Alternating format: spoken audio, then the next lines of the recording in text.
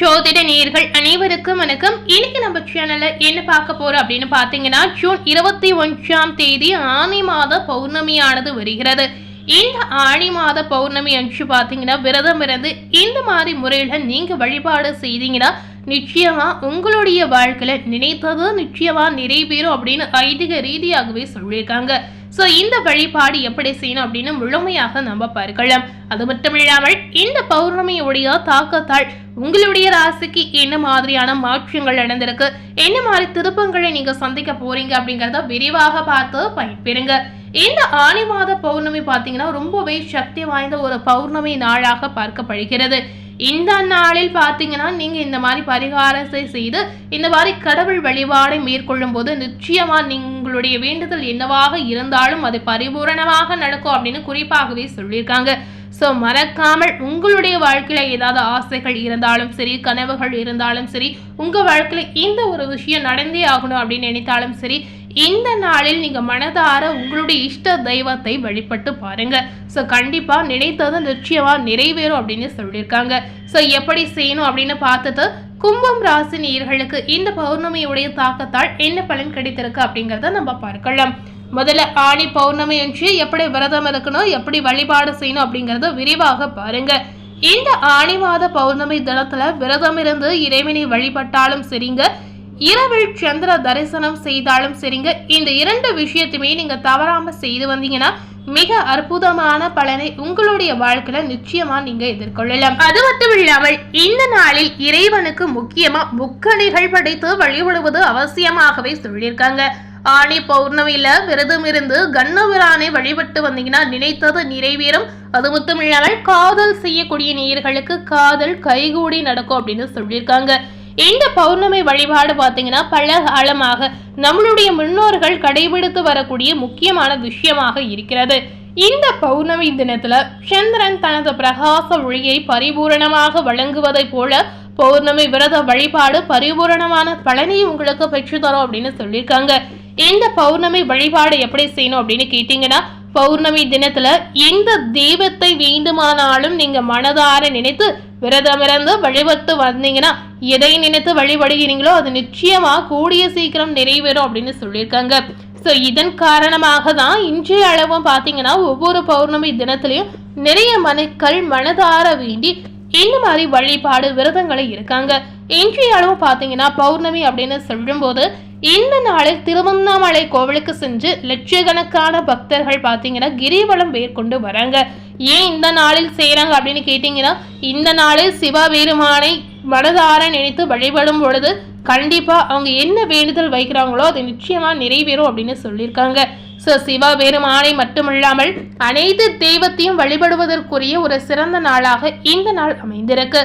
இந்த ஆனி பௌர்ணமி விரதம் எப்படி இருக்கணும் அப்படின்னு கேட்டீங்கன்னா, பௌர்ணமி தினத்துல பொதுவாகவே அம்மன் வழிபாடு மேற்கொள்வது சிறப்பு அப்படின்னு சொல்லியிருக்காங்க. அன்று சிறப்பு பூஜை அன்னதானம் கூட செய்வாங்க. இந்த பௌர்ணமி தினத்துல முறைப்படி பகல் முழுவதும் உண்ணாவிரதம் இருந்து மாலையில் கோவிலுக்கு சென்று இறைவனை வழிபட்டு இரவில் சந்திர தரிசனம் செய்து அதன் பின் உங்களுடைய விரதத்தை நீங்க நிறைவு செய்து கொள்ளலாங்க. இந்த ஆனி மாத பௌர்ணமி மூல நட்சத்திரத்தில் வருவதால் ஆனி பௌர்ணமி அன்று இறைவனுக்கு முக்கணிகள் படைத்து வழிபடுவது மிக மிக முக்கியமாகவே சொல்லியிருக்காங்க. அன்றைய தினம் உங்களுடைய வீட்டில் மனதார விளக்கேற்றி வழிபட்டு உங்களுக்கு விருப்பமான இறைவனுக்குரிய மந்திரங்கள் ஏதாவது தெரிந்தாலும் மனதார உச்சரித்து நீங்க வழிபாடு செய்யலாம். இந்த ஆனி பௌர்ணமி அன்று கண்ணபிரானை வழிபடுவதில் முக்கியமா அவசியமாகவே சொல்லியிருக்காங்க. ஸோ கும்பராசில காதல் செய்யக்கூடிய நேயர்களா இருந்தீங்கன்னா இந்த நாளில் தவறாமல் நீங்க கண்ணபிரானை வழிபட்டு வந்தீங்கன்னா காதல் விஷயத்தில் இருக்கக்கூடிய பிரச்சனைகள் சரியாகி உங்களுடைய காதல் விஷயத்துல நீங்க பாசிட்டிவான பலனை எதிர்பார்க்கலாம். சோ இதனை தொடர்ந்து கும்பராசி நேயர்களுக்கு இந்த பௌர்ணமியுடைய தாக்கத்தால் என்ன பலன் கிடைத்திருக்கு அப்படிங்கறத விரிவாக பார்க்கலாம்.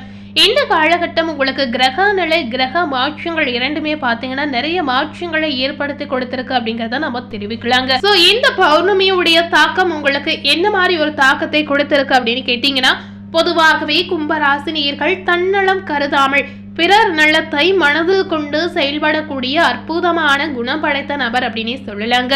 பொதுவாகவே இவங்க அனைவரையும் அனுசரித்து செல்லக்கூடிய ஒரு அற்புதமான நபர் சொல்லலாம்.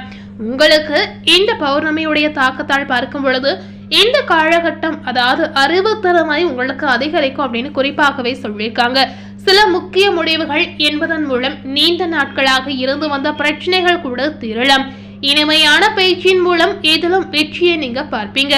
வீண் குற்றச்சாட்டிற்கு ஆளாகக்கூடிய வாய்ப்புகளும் இருக்கிறது. சோ இந்த மாதிரி விஷயத்துல நீங்க கவனமா செயல்படுங்க. பொதுவாகவே கும்பராசினியர்கள் மற்றொரு விஷயத்துல தலையிடாமல் இருப்பது இந்த நேரம் உங்களுடைய வாழ்க்கையில ஏற்படக்கூடிய பிரச்சனை சிக்கல்களை நீங்க தவிர்க்கலாம். மற்றவர்களின் செய்கையால் கோபம் கூட உங்களுக்கு ஏற்படும். கோபத்தை கட்டுப்படுத்தி நிதானமாக செயல்படுவது அவசியமாகவே சொல்லியிருக்காங்க. அது மட்டும் இல்லாமல் பூர்வீக சொத்துகளில் இருந்த பிரச்சனை இப்ப குறையக்கூடிய வாய்ப்பை ஏற்படுத்தி கொடுத்திருக்கு. அதன் மூலம் வருமானம் உங்களுக்கு அதிகரிக்கும். பிள்ளைகள் ஒற்றுமையுடன் இந்த காலகட்டம் செயல்படுவாங்க. புத்தி சாதுரியம் உங்களுக்கு அதிகரிக்கும். வெளியூரில் இருந்து வரும் தகவல் நல்ல தகவலாக உங்களுக்கு வந்து சேரும். கணவன் மனைவிக்கிடையே எதையுமே மனம் விட்டு பேசி அதன் பிறகு செய்வது நன்மையை தருங்க. குடும்பத்தில் அமைதி உண்டாக கோபத்தை குறைத்துக் கொள்வது அவசியமாகவே சொல்லியிருக்காங்க.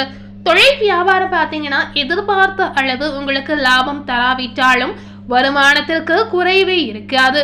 தொழில் விரிவாக்கம் செய்யும் திட்டத்தை தள்ளி போடுவது இந்த நேரத்தில் நல்லதுங்க.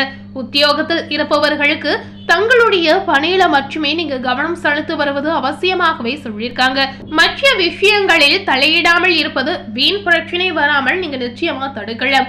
கும்பம் ராசியில் இருக்கக்கூடிய பெண்களுக்கு அறிவுபூர்வமாக செயல்பட்டு சில முக்கிய முடிவு எடுப்பதன் மூலம் நீண்ட நாட்களாக இழுப்பறியாக இருந்து வந்த காரியம் இப்போ உங்களுக்கு நிறைவேறும் அப்படின்னு சொல்லியிருக்காங்க. சோ இந்த மாதிரி முயற்சிகள் ஏதாவது இருந்தா கண்டிப்பா இந்த நேரத்தை பயன்படுத்தி நீங்க செய்யலாம். அடுத்த ஒரு விஷயத்துல அதே போல பெண்மணிகளும் தடையில்லாமல் இருப்பது ரொம்ப ரொம்ப முக்கியமாகவே சொல்லியிருக்காங்க. கலைத்துறையில இருக்கக்கூடிய நேயர்களுக்கு உங்களுடைய முயற்சிகளின் பேரில் புதிய ஒப்பந்தங்கள் கையெழுத்தாகலாம். ஆனா பொருளாதார ரீதியாக சிறப்பாக செயல்படுங்க. எதிர்பார்த்த புகழ் பாராட்டு உங்களுக்கு தேடி வரும். அரசியலில் உள்ளவர்கள் வாகனங்கள் பயன்படுத்தும் போது கவனமாக செயல்படுங்க. சிலருக்கு இடமாற்றங்கள் கூட உண்டாகும். நண்பர்கள் மூலம் எதிர்பார்த்த உதவி உங்களுக்கு தேடி வரும். வாழ்க்கை தரம் உயரக்கூடிய வாய்ப்புகளும் இருக்கிறது. மாணவர்களுக்கு எதிர்காலத்தை பற்றிய எண்ணங்கள் உண்டாகலாம். மேல் படிப்பு பற்றிய சிந்தனையில் ஈடுபடக்கூடிய வாய்ப்புகளும் இருக்கிறது. சக மாணவர்களின் விவகாரங்களில் தலையிடாமல் ஒதுங்கியிருப்பது மிக மிக நல்லதுங்க. சோ இந்த காலகட்டம் கும்பராசினியர்களுக்கு பாசிட்டிவான நன்மைகள் கிடைத்திருந்தாலும் ஒருபுறம் நெகட்டிவான விஷயங்களும் காத்திருக்கு அப்படிங்கறத நம்ம தெரிவிக்கலாம். சோ இன்னைக்கு நம்ம சேனல்ல பௌர்ணமியுடைய தாக்கத்தால் கும்பராசினியர்களுக்கு என்ன பலன் கிடைத்திருக்கு அப்படின்னு விரிவாக பார்த்திருப்பீங்க. மேலும் இது போல ஒரு புதிய தகவலை தெரிந்து கொள்ளணும் அப்படின்னு நினைத்தீங்கன்னா மறக்காம நம்ம சேனலை சப்ஸ்கிரைப் பண்ணி பக்கத்துல இருக்கக்கூடிய பெல் பட்டனையும் மறக்காம பிரஸ் பண்ணிடுங்க. தேங்க்யூ.